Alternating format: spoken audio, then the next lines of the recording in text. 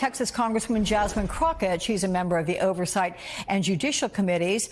Welcome, my friend. It's good to have you as always. Before I get to a couple things I'd planned to speak with you about, what are your thoughts about the about Kristi Noem, Department of Homeland Security Secretary, being over there? Do you think this is about trying to repair some sort of fracture, tensions, as Matt Bradley was very aptly calling them? Is it about a quick discussion about what happened tragically this last week in Washington? Was there an underpinning about Israel not being happy about Donald Trump wanting to negotiate with Iran? I mean, there's a lot of possibilities what discussions could be about.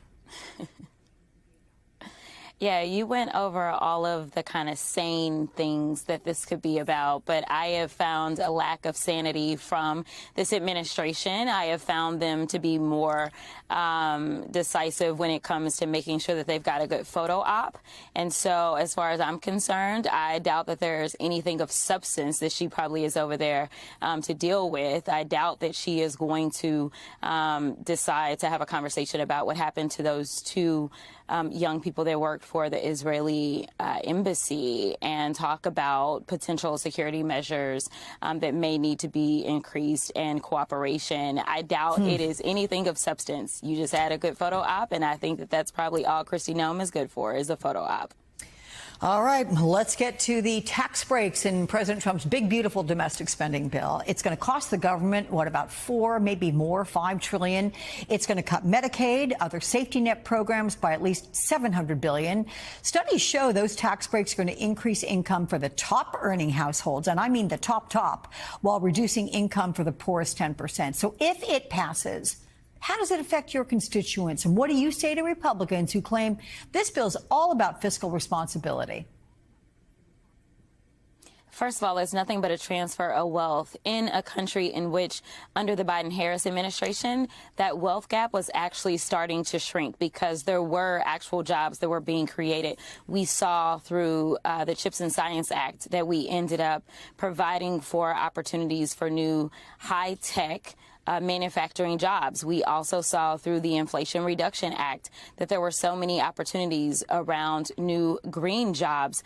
All we have seen out of this administration is that they have cut jobs, whether it was within the federal government or outside of the federal government. And what we've also seen is that they don't care about the people that are struggling the most, the people that believe in the American dream, that believe that they should be able to come from anywhere and still have an opportunity at prosperity. So beyond that, beyond the fact that it's just really a cruel bill, it's this idea that they are going to somehow be fiscally responsible when we know under the first Trump administration, they ran the national deficit up $8 trillion. And with this one bill, they want to raise the debt ceiling an additional $5 trillion. So here is the deal. If we have cut off everything that would help somebody, which doesn't sound like a very Christian thing to do, if we're going to do all of that, at least have something to show for it. They have nothing to show for it except for, again, those top earners being able to say, have their next trophy wife or buy their next yacht or get their next plane. That doesn't work for me, and that obviously does not work for my constituents.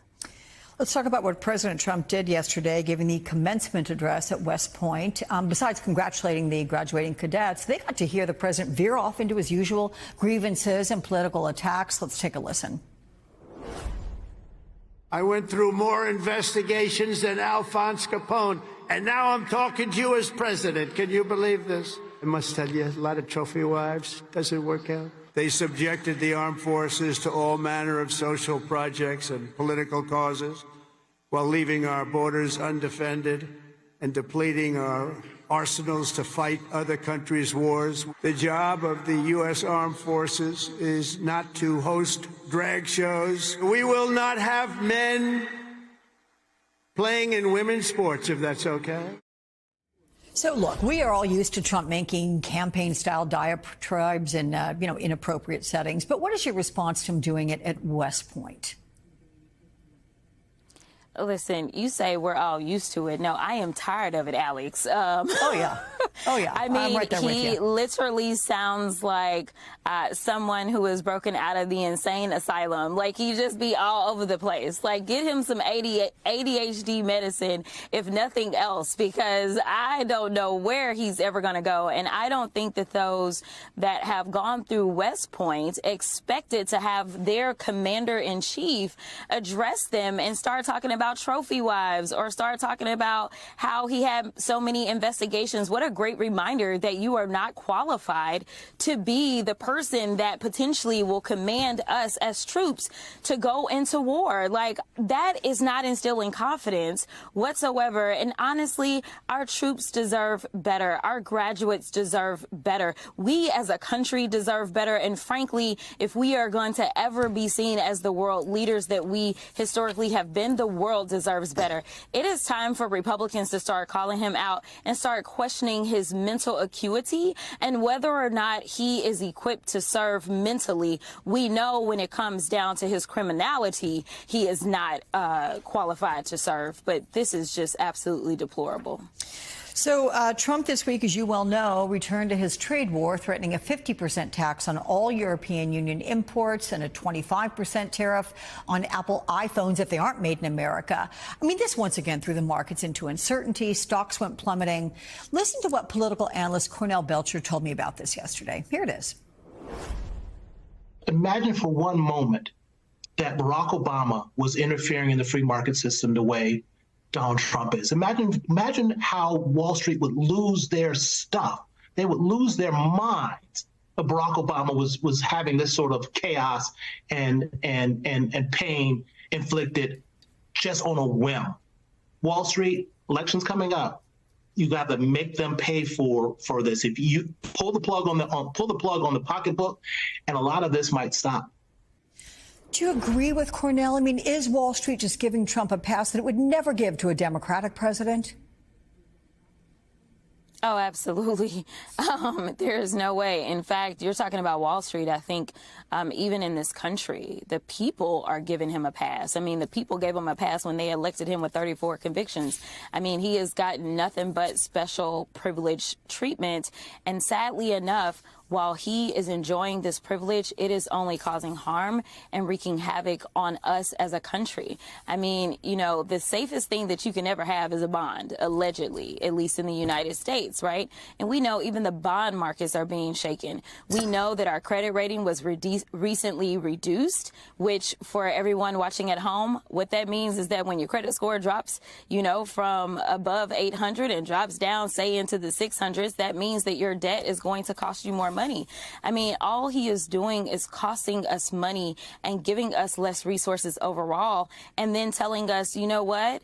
Go ahead and pay more for that iPhone that we know that you're using consistently. Or he's telling our friends, like, why would you tell the EU that you want to invoke these tariffs? Tariffs should always be something that we are using on the people that we are not the friendliest with, not on our closest allies. And he started with our closest allies when he went after Mexico and when he went after Canada. I can't say that China is necessarily our closest ally, but when it comes to trade, we know that the world overall has been highly dependent upon China. That is why we were so stunted and why we ended up experiencing the inflation that we did when we went through the global pandemic. Right now, all the inflation that we are experiencing is self-inflicted or Trump-inflicted.